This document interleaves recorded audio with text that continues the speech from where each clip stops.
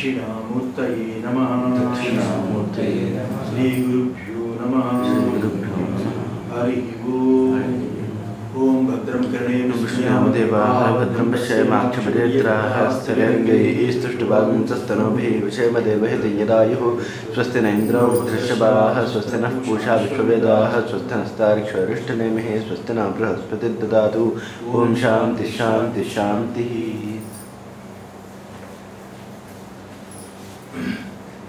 నిన్నటి వరకు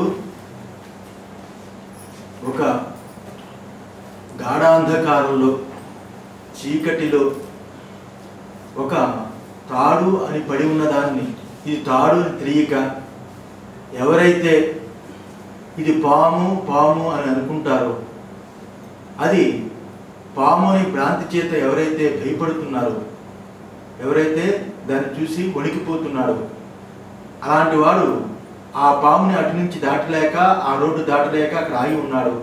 వాడిని చూసి ఇంకొకడు ఒక టార్చ్ లైట్ పట్టుకొని ఆ టార్చ్ లైట్ వేసి చూసి అది పాము కాదు అని తెలుసుకుని అది పాము కాదు అని బోధ చేసినప్పుడు అక్కడ ఆ బోధ చేత ఇది తాడే అని అవతల వాడు తెలుసుకుని ఏ రకంగా ఆ భయభ్రాంతులు రెండు తొలగిపోతాయో, ఆ సర్పము ఏదైతే ఉన్నదో ఆ సర్పము వికల్పించే సమకాలంలో కూడా అది సర్పము కాదు, సర్పముతో వచ్చే సమకాలంలో కూడా అది సర్పం కాదు, అది తాడే ఉన్నది అని ఈ రకంగా రజ్జువు యొక్క బోధ జరిగే సమకాలంలో రజ్జువు అని భయపడుతున్న సమకాలం, ఇది పాము అని భయపడుతున్న సమకాలంలో కూడా ఆ బుద్ధి ఇది పాము అని ఆరోపించే సమకాలంలో, అలాగే ఆ బుద్ధి పాముని ఆరోపించి ఆ భయం చేత ఉన్న సమకాలంలో ఆ శరీరం ఉడుకుతున్న ఆ శరీరానికి ఆ బుద్ధి ప్రత్యయానికి రెండిటికి ఆ సాక్షి వేరుగా ఉన్నది. ఆ రకంగానే ఇది తాడు అని తెలుసుకున్న సమకాలంలో కూడా ఆ పాము భ్రాంతి తొలగి తాడుని నిజస్వరూపం తెలిసిన సమకాలంలో కూడా ఆ బుద్ధికి ఈ యొక్క సాక్షి వేరుగా తెలుసుకుని ఆ సాక్షి స్వరూపము వేరుగానే ఉన్నది కదా. రెండిటికి రెండు బుద్ధికి అది వేరుగానే ఉన్నది. అలాంటి ఈ సాక్షి ఏ మార్పు లేకుండా బుద్ధిలో ఉన్న ఇది పాము అనే దానిని, ఇది పాము కాదు తాడు అనే దానిని రెండిటిని కూడా తెలుసుకుంటున్నది. అందులో సాక్షి స్వరూపము ఎప్పుడు కూడా మార్పు లేనిది అని చెబితే పూర్వపక్ష అన్నాడు, అదేంటి మీరు ఎలా చెబుతున్నారు, ఇదివరకు ఏం చెప్పారు, ఆ సర్పం వికల్ప సమయంలో కూడా అక్కడ సర్పం లేదు కదా, అక్కడ ఉన్నది తాడే అని చెప్పారు.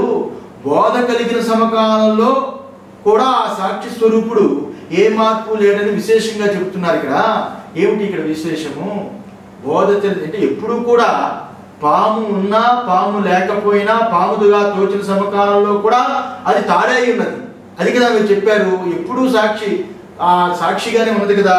అంటే ఆ సాక్షి స్వరూపము ఏదైతే ఉన్నదో అది స్వప్నంలో కూడా ఆ రకంగానే బాధితం చేస్తాడు కదా. స్వప్నంలో కూడా అక్కడ పాము అనే దానిని పాము కాదు తాడుని తెలిసినప్పుడు స్వప్నంలో కూడా బాధితం అవుతుంది కదా, జాగ్రత్తలోనే కాదు కదా, స్వప్నంలో కూడా ఆ రకంగా పాము బాధితం అవుతుంది కదా. అంటే ఆ రకంగా కాదు, ఇక్కడైతే స్వప్న భేద వికల్పించేవాడు ఎవడైతే ఉన్నాడో వాడు అన్యుడు.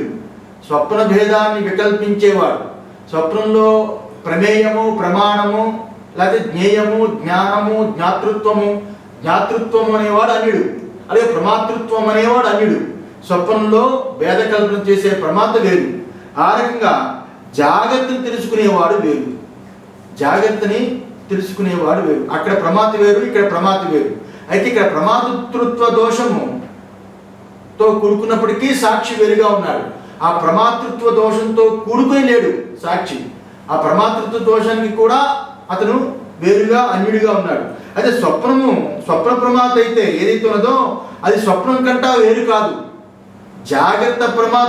జాగ్రత్త కంటా ఏ రకంగా వేరు కాదో స్వప్న ప్రమాత స్వప్నం కంటా వేరు కాదు.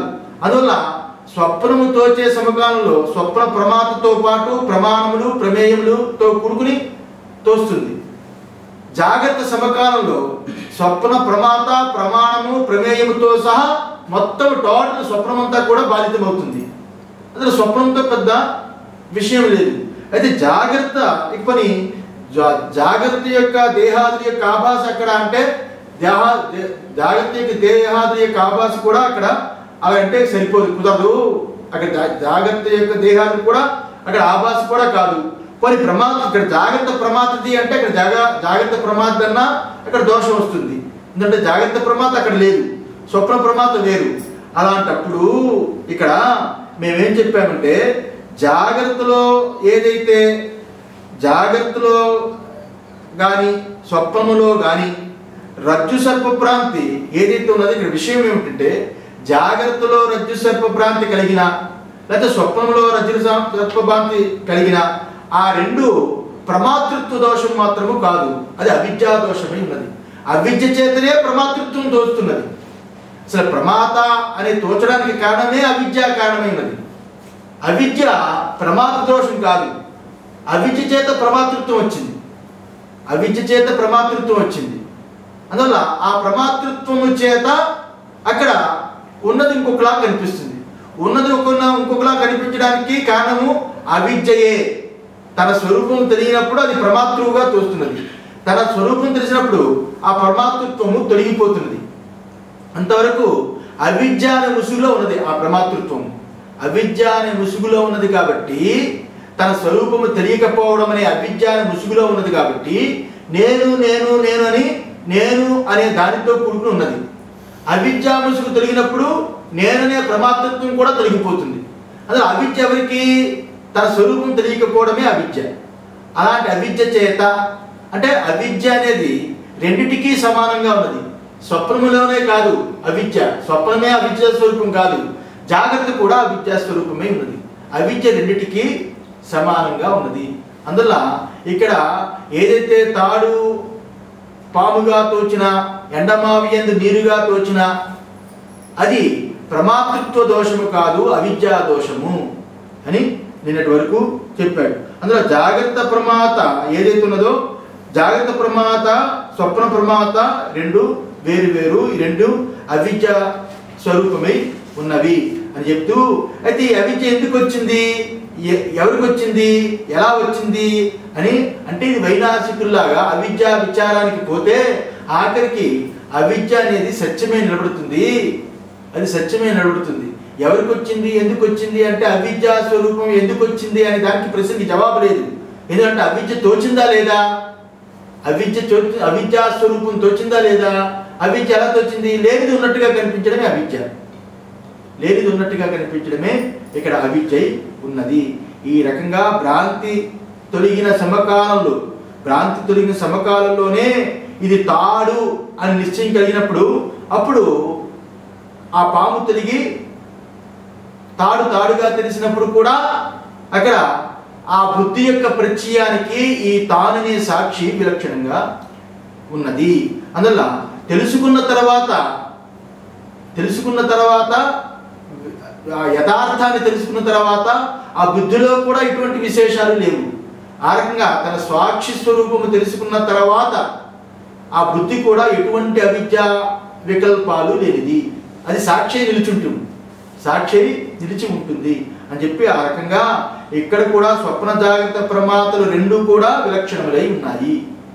జాగ్రత్త స్వప్నము రెండు ప్రమాతలు విలక్షణంగా ఉన్నాయి. ఆ రెండు ప్రమాతల్ని తెలుసుకునేవాడు యందు ఈ ప్రమాతృలు ప్రమాణములు ప్రమేయములనే విశేషములేమి ఆ తెలుసుకునేవాడు యందు లేదు. ఆ తెలుసుకునేవాడు ఎవడు? జాగ్రత్తని ప్రమాతలు తెలుసుకున్నప్పుడు ఈ సాక్షియే విశ్వడు అనిపించుకున్నాడు. స్వప్న ప్రమాతని తెలుసుకున్నప్పుడు ఆ స్వప్న సాక్షియే అక్కడ తేజస్సుడు అనిపించుకున్నాడు. అంటే అక్కడ దృశ్యాన్ని బట్టి ఆ పేరు వచ్చింది, కానీ సాక్షి విశ్వడు కాదు, తేజస్సుడు కాదు. తురీడే అక్కడ దృశ్యాన్ని బట్టి విశ్వడు తేజస్సుడిగా అనిపించుకున్నాడు అని మనం ఇంతవరకు చెప్పుకున్నాం. నెక్స్ట్ భాష్యం. నాన్యోపి జ్ఞానస్మృతాశ్రయః నచ నిరాస్పదేవ జ్ఞానస్మృతి వైనాసికానాం ఇవ ఇత్యభిప్రాయః. నాన్యోపి జ్ఞానస్మృతాశ్రయః నచ నిరాస్పదే ఏవ జ్ఞానస్మృతి వైనాశికానాం ఇవైత్యభిప్రాయ. ఇప్పుడు నాణ్యోపి జ్ఞానస్మృతి ఆశ్రయ. జ్ఞానస్మృతులకు, జ్ఞానము స్మృతులకు అంటే తెలుసుకోవడం, ఎరుకలు, బుద్ధి. అలాగే ఇక్కడ స్మృతులకు, స్మృతులు అంటే గుర్తులు, ఈ రెండు ఏవైతే ఉన్నాయో ఆత్మ తప్ప వాటికి వేరే ఆశ్రయము లేదు. ఆత్మ తప్ప వేరే ఆశ్రయము లేదు. అందువల్ల మేము చెప్పేది ఏంటంటే ఇక్కడ బుద్ధి యొక్క వృత్తులు, బుద్ధి యొక్క జ్ఞానము ఏదైతే ఉన్నదో, జాగ్రత్త బుద్ధి యొక్క వృత్తులు, జాగ్రత్త బుద్ధి యొక్క వృత్తులు, జాగ్రత్త బుద్ధి యొక్క జ్ఞానము, అలాగే స్వప్న బుద్ధి వృత్తులు, స్వప్నలో ఉన్న ఆ బుద్ధి యొక్క జ్ఞానము, ఆ రెండిటికి సాక్షే ఆధారమై ఉన్నది, ఆశ్రయమై ఉన్నది. అందులో ఆ వృత్తుల్లో అక్కడ దోషము ఉన్నా లేకపోతే యథార్థం ఉన్నా ఆ రెండు వృత్తులకి బుద్ధి, ఆ బుద్ధితో కూడుకున్న రెండు వృత్తులకి తాను సాక్షియే ఉన్నది. అంటే సాక్షియే ఆశ్రయమై ఉన్నది. జ్ఞానస్మృతులు రెండిటికి సాక్షియే ఆశ్రయమై ఉన్నది. ఆత్మ తప్ప వేరొక ఆశ్రయము లేదు. నచ నిరాస్పదేయవ జ్ఞానస్మృతి వైనాశికానాం. వైనాశికులు చెప్పినట్లుగా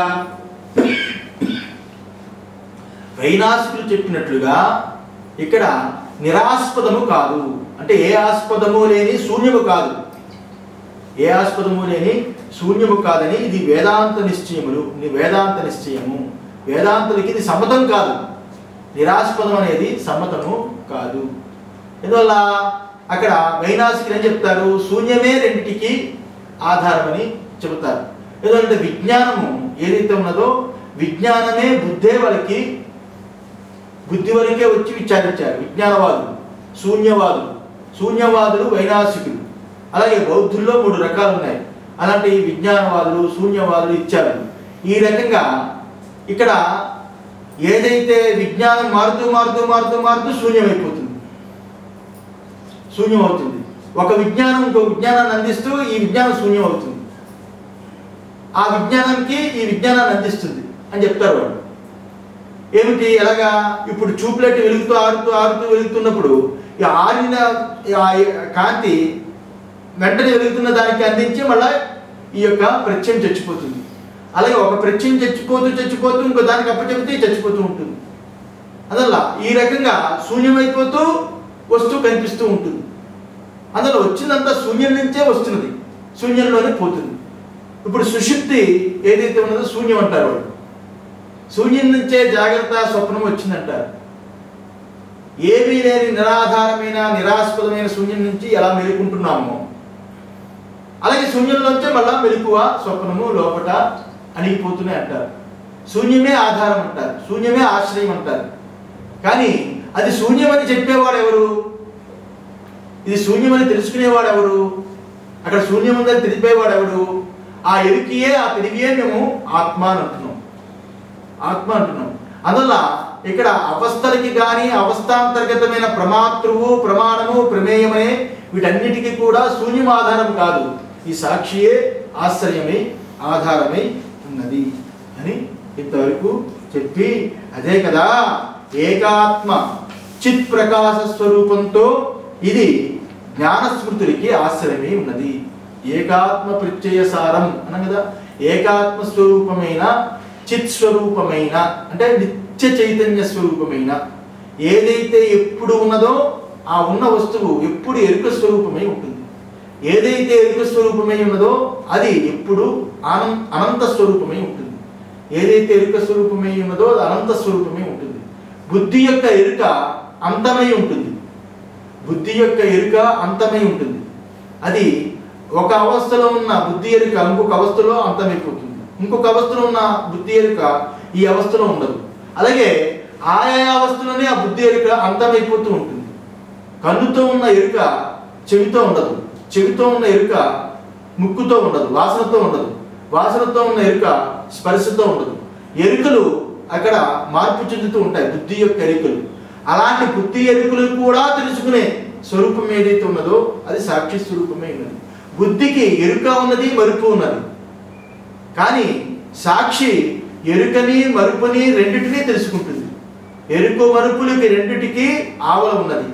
అలాంటి చిత్స్వరూపమైన సాక్షి స్వరూపం ఏదైతే ఉన్నదో ఆ సాక్షి స్వరూపము చేత ఆ సాక్షి స్వరూపమే ఈ జ్ఞానస్మృతులకి ఆశ్రయమై ఉన్నది. అందువల్ల దాని యొక్క అనుగ్రహము చేతనే, ఆ సాక్షి యొక్క అనుగ్రహము చేతనే, దాని యొక్క స్వయం ప్రకాశము చేతనే ఈ రెండు ప్రమాతములు ఉన్నవి ఉన్నట్లుగా ఆ ప్రమేయ భేద సహితంగా ఈ సాక్షియే గుర్తిస్తున్నది. ప్రమేయము ప్రమాణము వీటితో కూడుకుని వాటితో సహితంగా ఈ ప్రమాత జాగ్రత్త ప్రమాత ఇలా ఉన్నాడు, స్వప్న ప్రమాత ఇది, స్వప్న ప్రమాత ఈ రకంగా అపూర్వ కల్పనతో కూడుకుని స్వప్న ప్రమాత ఆ రకంగా ఉన్నాడు, జాగ్రత్త ఈ రకంగా నియబద్ధంగా ఉన్నట్లుగా ఆ ప్రమాత ఈ రకంగా ఉన్నాడు అని రెండు ప్రమాతల యొక్క వృత్తులను, ప్రమాత బయట లోపట, ఆ ప్రమాతకి ఉన్న శరీరము బయట ఉన్న బాహ్య వస్తువులు లోపట ఉన్న అంతర చిత్తవృత్తులు ఏవైతే ఉన్నాయో వీటన్నిటినీ కూడా ఉన్నది ఉన్నట్లుగా ఈ రెండిటికి ఆవల ఉన్న తన సాక్షి స్వరూపమే అక్కడ గుర్తిస్తున్నది అని చెప్తూ, అంటే ఇక్కడ ఏంటి, అక్కడ జాగ్రత్తలో ఉన్న ఆ ప్రపంచము లేకపోతే స్వప్నములో ఉన్న ఆ ప్రపంచము, ఆయా ప్రపంచము, జాగ్రత్తలో ఉన్న ప్రపంచము తెలుసుకోవడానికి, జాగ్రత్తలో ఉన్న ప్రపంచాన్ని తెలుసుకోవడానికి సాధనంగా ఏదైతే జాగ్రత్త ప్రపంచాన్ని తెలుసుకోవడానికి సాధనంగా కరణరూపంగా తానే ఉన్నాడు. మొత్తం టోటల్ ప్రపంచాన్ని ఎలా తెలుసుకుంటున్నాడు ఈ సాక్షి, ఏ రకంగా తెలుసుకుంటున్నాడు, ప్రపంచమంతా తానే అయి ఉన్నాడు. మొదటిది, ఆ ప్రపంచాన్ని తెలుసుకున్నప్పుడు ప్రపంచంలో ఉన్న ప్రమాత తానే అయి ఉన్నాడు.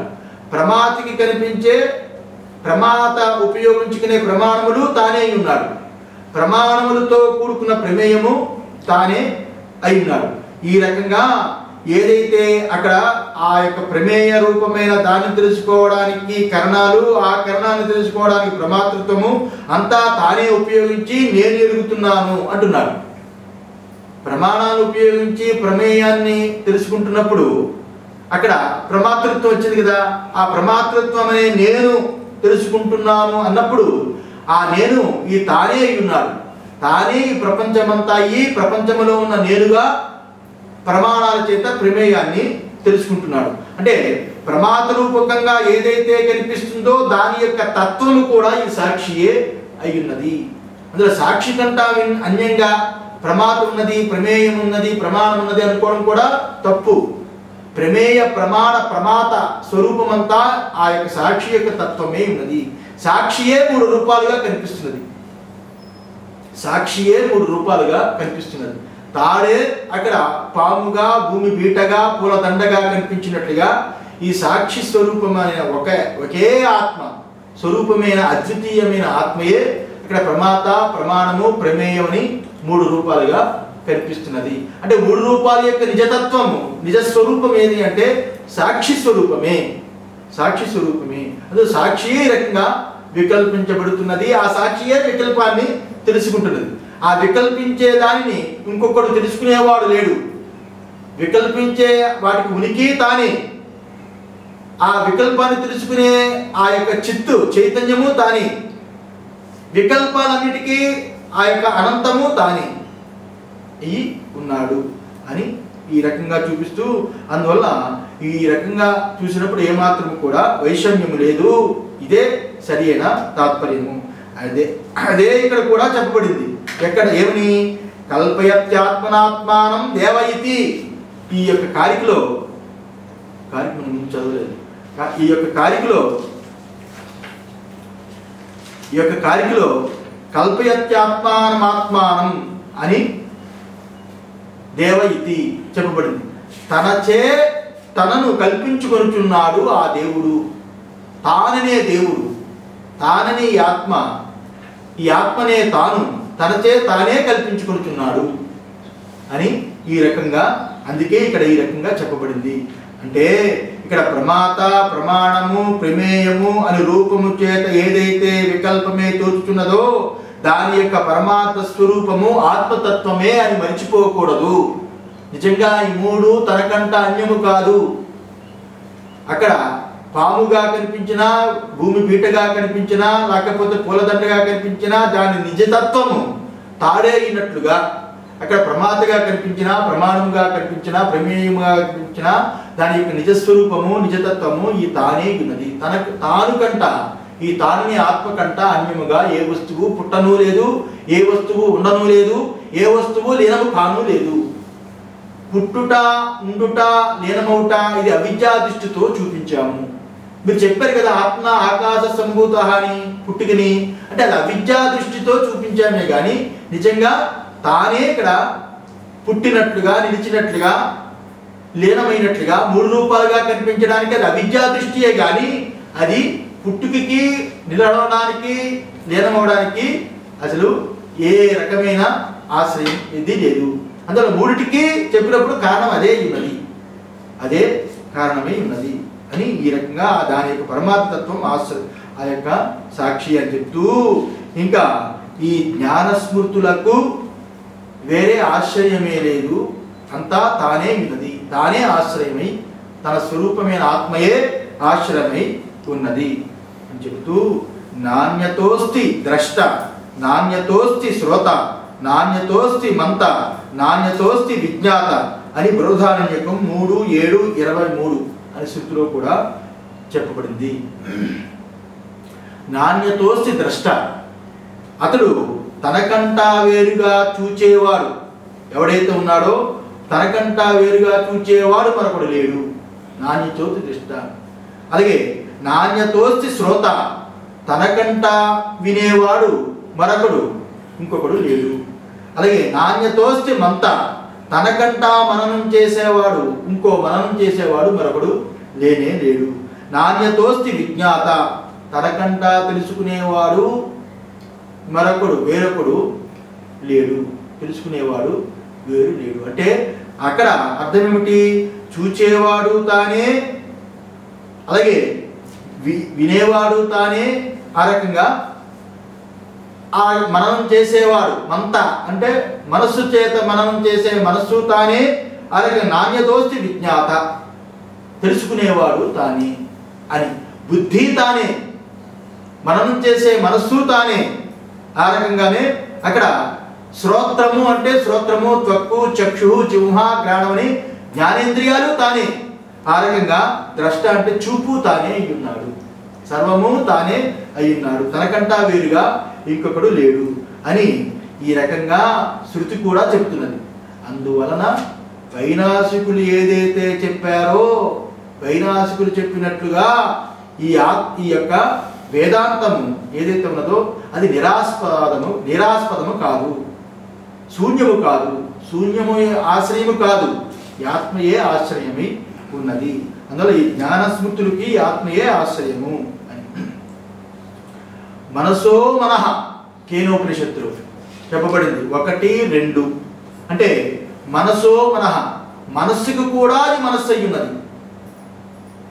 బృహదారణ్యకమే కాదు, శృతులు అన్నిటిలో కూడా ఈ రకంగానే చెప్పబడ్డది. మనసో మనః, మనస్సుని చూచేవాడు కూడా అతను వేరుగా ఉన్నాడు కాబట్టి ఈ మనస్సుకి ఆయన మనస్సు, ఈ మనస్సునికి ఆయన మనస్సు, ఈ మనస్సు అన్నిటినీ సంకల్పిస్తుంటే ఈ మనసును సంకల్పించేది ఆ తాను యొక్క చైతన్యము చేత, తాను యొక్క తెలివి చేత మనస్సు అది చైతన్యవంతమై అది సంకల్పిస్తున్నది.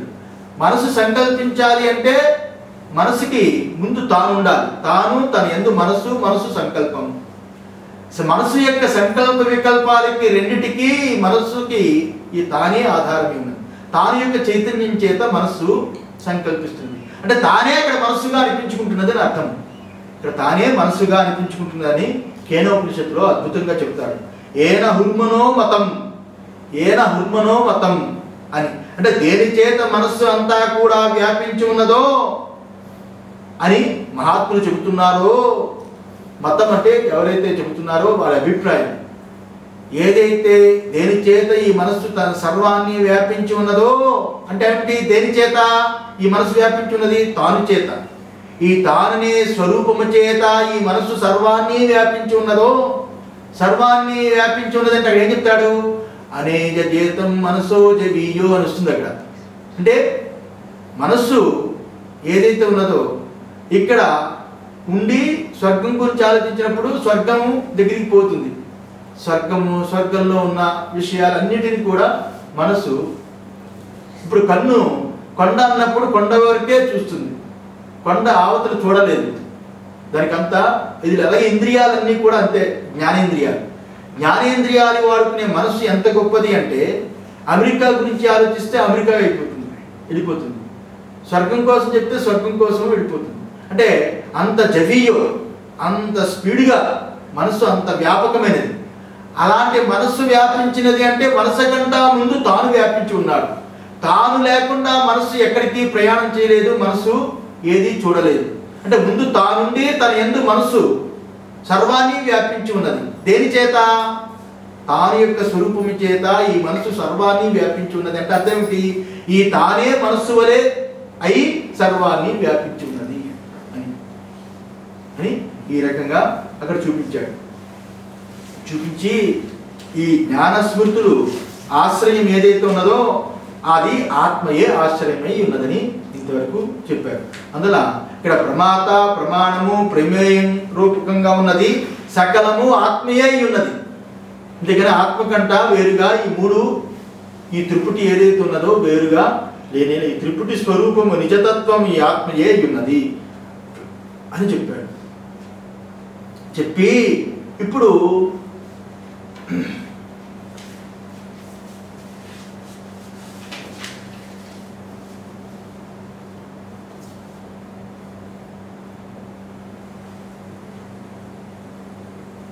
ఈ రకంగా ఉంటే ఇప్పుడు వేదాంత నిశ్చయము ఈ రకంగా ఉన్నది. వేదాంత నిశ్చయం ఈ రకంగా ఉన్నప్పుడు దీనిని అర్థం చేసుకోక ఇప్పటి వేదాంతులు ఎవరైతే ఉన్నారో వాళ్ళు అవిద్య అనేది జీవుణ్ణి ఆశ్రయించి ఉన్నదా, బ్రహ్మమును ఆశ్రయించి ఉన్నదా అనేది దానిని వాళ్ళు విపరీతంగా చర్చిస్తున్నారు. ఇది శుష్కమైన చర్చ. జీవుణ్ణి ఆశ్రయించి ఉన్నదా, పరమాత్మ ఆశ్రయించి ఉన్నదా అని ఈ పరీక్షించడం వలన, ఈ రకంగా తర్కించడం వలన ఏ ప్రయోజనము లేదు. ఎందువల్లంటే ఇప్పుడు వాళ్ళు ఏమంటారు, ఎవరికి అవిద్య? అవిద్య ఎవరికి? ఇప్పటి వేదాంతులు చెబుతున్న చర్చ కొంచెం చెప్పి ఆపేస్తాను. ఇప్పుడు వేదాంతులు ఇదే విషయాన్ని వాళ్ళు వేరే విధంగా చర్చిస్తున్నారు. ఇప్పుడు కల్పనాత్మనాత్మానం దేవహ ఇది ఏదైతే చెప్పాడో తనకు తానే కల్పించుకుని తానే తెలుసుకుంటున్నాడని స్పష్టంగా చెప్పి ఉన్నాడు. ఆ కల్పనకి ఎవరు కారణము? ఎవరి వల్ల ఈ కల్పనారూపమైన ఈ ప్రపంచం యొక్క అవిద్య కలిగింది అని, ఎవరికి కలిగింది, దేని యందు కలిగింది అనే రెండు ప్రశ్నలు ఏవైతే ఉన్నాయో ఇవి నిజంగా సిద్ధాంతము, ఆ యొక్క వేదాంత సిద్ధాంతం యందు పుట్టలేదు. ఈ రకంగా పుట్టనే లేదు. ఎవరికి, దేని యందు అని ప్రశ్నలు ద్వైతమునందు పుట్టాయే కానీ వేదాంతంలో పుట్టలేదు. ద్వైతములో అవిద్య ఎవరికి అన్నప్పుడు వేదాంతంలో ఏం చెప్పారు? అవిద్య ఎవరికి లేదని చెప్పారు. ద్వైతములోనే వచ్చింది అవిద్య ఎవరికి అని. ద్వైతము లేనప్పుడు అవిద్య ఎవరికి అని ప్రశ్న ఎందుకు వస్తుంది? అందులో మా వేదాంతంలో అవిద్య ఎవరికి లేదని చెప్పాము. ద్వైతవాదుల్లో అవిద్య ఎవరికని వచ్చింది. అందువల్ల ఇక్కడ ద్వైతమంతా అధ్యస్థమై ఉన్నది కదా. ఎవరి యందు? తన స్వరూపమైన ఆత్మయందు, తాను యందు, ఈ ఆత్మయందు, ఆ బ్రహ్మము యందు ఈ ద్వైతమంతా కూడా అధ్యస్థమై ఉంది కదా. అంటే అది అవిద్యా స్వరూపమే ఉంది కదా. ఇదంతా ద్వైతమంతా అధ్యస్థమై అంటే అవిద్యా స్వరూపమే ఉంది కదా. అవిద్య అంటే ఏమిటి? నిజంగా లేనిది. ఏదైతే లేదో అది ఉన్నట్లుగా కనిపించేదే అవిద్య. అలాంటి అవిద్య ఎవరికి, దేని యందు అని ఎవరు అడిగారో, అవిద్య ఎవరికి, దేని యందు అవిద్య అని ఎవరైతే అడిగారో వారికి సిద్ధాంతం యొక్క మర్మము తెలియదు. సిద్ధాంతం యొక్క మర్మము తెలియదు. ఇలా ఉన్నప్పటికీ అవిద్యతో ద్వైతంగా ఉంటుంది. అవిద్య వలనే ద్వైతము తోస్తుంది కానీ అవిద్య వలనే ద్వైతం తోస్తుంది. అసలు ద్వైతం చూచినప్పుడే ద్వైతంలో ఉన్నవాడు అవిద్య ఎవరికి అడుగుతున్నాడు. మేము అద్వైతులము ఏదైతే చెబుతున్నామో నాయన అవిద్య ఎవరికి లేదని వాడు ద్వైతాన్ని పొగుడుతున్నాము. ఇది ప్రక్రియ. ఈ రకంగా విద్య చేత అద్వైతము సిద్ధిస్తుంది. విద్య వాడికి ద్వైతము లేదు, ద్వైతము ఏదైతే ఉన్నదో ద్వైతము మిథ్య అని చెప్పడం చేత ద్వైతాన్ని జాగ్రత్త స్వప్నము రెండు తన యందు మిథ్యలు. జాగ్రత్త స్వప్నము తన రెండు మిథ్యలు. ఇది పాఠమా, ఇది ఊహ, ఇది హిప్నాటిజమా? అనుభవం. అనుభవం చూసుకో. నీ స్వరూపమైన తాను యందే జాగ్రత్త స్వప్నములు రెండూ కనిపిస్తున్నవి. నీ స్వరూపమైన తాను యందే జాగ్రత్త స్వప్నములు రెండూ లేని అనుభవాన్ని చూస్తున్నాను. అందువల్ల నీ స్వరూపాన్ని వదిలిపెట్టి జాగ్రత్త స్వప్నాలు అన్యంగా లేవు. నీ స్వరూపాన్ని వదిలిపెట్టి జాగ్రత్త స్వప్నాలు అన్యంగా లేవు. నీ స్వరూపమైన అనుభవంలోనే జాగ్రత్త స్వప్నాలు తోస్తున్నాయి. తాడును వదిలిపెట్టి పాము అన్యంగా తోచినట్లుగా, తాడులోనే పాము తోచినట్లుగా ఆ రకం నీ అనుభవంలోనే జాగ్రత్త స్వప్నములు తోచుతున్నాయి. నీ అనుభవంలోనే జాగ్రత్త స్వప్నాలు తొలగించుకుంటున్నావు. ఇది ట్రూత్, నిజం. నిత్యము అవి జాగ్రత్త స్వప్నాలు తోచినా తొలగిపోయినా రెండిటికీ నీ అనుభవమే ఆధారమై ఉన్నది, ఆశ్రయమై ఉన్నది. అలాంటి అనుభవము వదిలి జాగ్రత్త వస్తున్నది స్వప్నం వస్తున్నది అనుకున్న వాడికి ఈ ద్వైతం చూసేవాడు వాడు అవిద్యావంతుడు, వాడికి తెలియటలేదు. అంతే అక్కడ ప్రశ్న, అదే జవాబు. ఇప్పుడు మేము నాయనా నీ అనుభవం యందు జాగ్రత్త తోచుచున్నది స్వప్నము తోచుచున్నది. నీ అనుభవంలోనే జాగ్రత్త స్వప్నము రెండు లేని అనుభవ స్వరూపమే ఉన్నది. ఈ అనుభవము నిత్య అనుభవ స్వరూపమే ఉన్నది, నిత్య ఎరుక స్వరూపమే ఉన్నది, నిత్య ఉనికి స్వరూపమే ఉన్నది. ఈ అనుభవం తోచినప్పుడు జాగ్రత్త స్వప్నము ఉన్నట్టుగా అనిపిస్తుంది.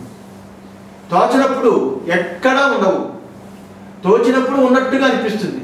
తోచినప్పుడు అనుభవంలో ఎక్కడ కూడా ఈ జాగ్రత్త స్వప్నము ప్రపంచము కానీ అవస్థలు కానీ అవస్థలో ఉన్న విషయాలు కానీ ఎక్కడా ఉండవు. అనుభవాన్ని పెట్టుకుని చూసుకో.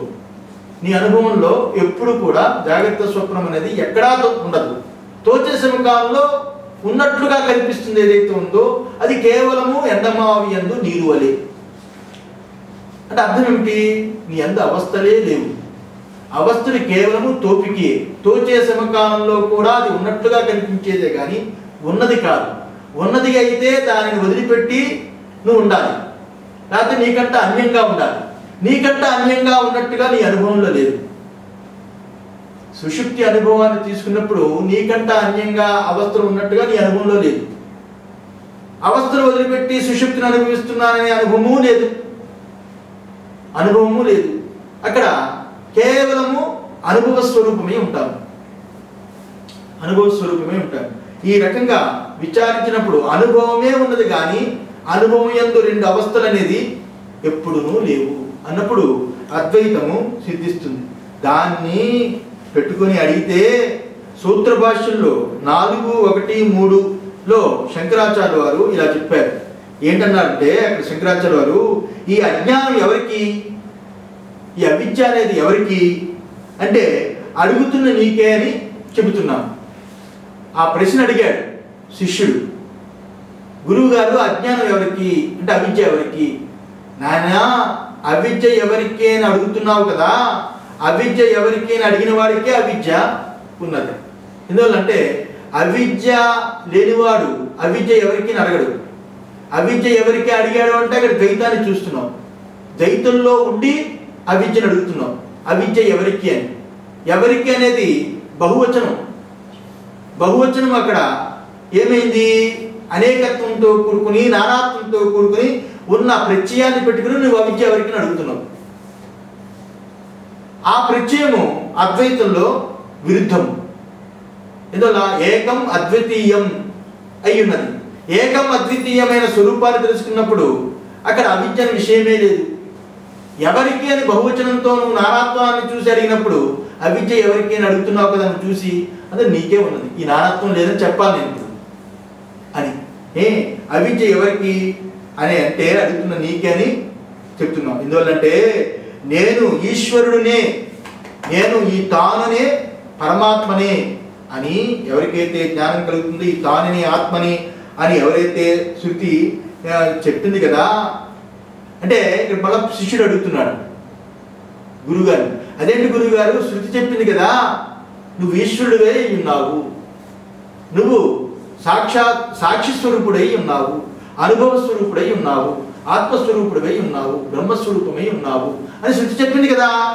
అంటే నాయనా ఆ రకంగా నువ్వు శృతి చెప్పింది కదా నువ్వు ఆక్షేపించవచ్చు, కానీ ఇక్కడ నువ్వు ఈ రకంగా తెలుసుకున్నట్లయితే నేను సాక్షినై ఉన్నాను, అనుభవ స్వరూపమై ఉన్నాను, నిత్య ఎరుక స్వరూపమై ఉన్నాను అని ఈ రకంగా నువ్వు తెలుసుకున్నట్లయితే ఈ అవిద్య ఎవరికీ లేదే లేదు. ఈ రకంగా తెలుసుకుంటే నీకు అవిద్య ఎవరికీ లేదు. ఈ రకంగా తెలుసుకోకుండా నువ్వు అవిద్య ఎవరికి అడిగావు అంటే అది నీకే ఉన్నది. నువ్వు శృతిలో చెప్పారు కదా అంత అనుభవ స్వరూపమే, ఆత్మస్వరూపమే, బ్రహ్మస్వరూపమే ఉన్నది, బ్రహ్మమే ఉన్నది కానీ రెండవది లేదని. ఆ రకంగా తెలుసుకుంటే ఎవరికి అవిద్య లేదు అని శంకరాచార్య వారు ఈ రకంగా చెప్పారు. అందువల్ల అవిద్య ఉందా, దేనిని ఆశ్రయించి ఉంది అనేది ఇక్కడ అవసరము లేనే లేదు. ఎందువల్లంటే ఈ యొక్క మాండూక్యోపనిషత్తులో కూడా నాంత ప్రజ్ఞం నా బహిప్రజ్ఞం అని మాండూక్యంలో చెప్పి నాంత ప్రజ్ఞం నాంత ప్రజ్ఞం నా బహిప్రజ్ఞం అని ఈ రకంగా అక్కడ చూపించారు. అది లోపట ప్రజ్ఞ లేనిది, బహిప్రజ్ఞ లేనిది, రెండూ లేనిది.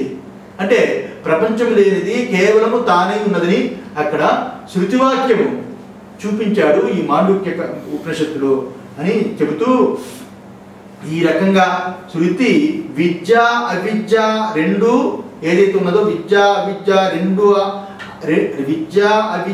రెండుటికి ఆశ్రయత్వం ఏదైతే ఉన్నదో ఈ తాను ఈ సాక్షి యందు తెలుసుకొనుట తెలియకపోవుట, విద్య అవిద్య అనే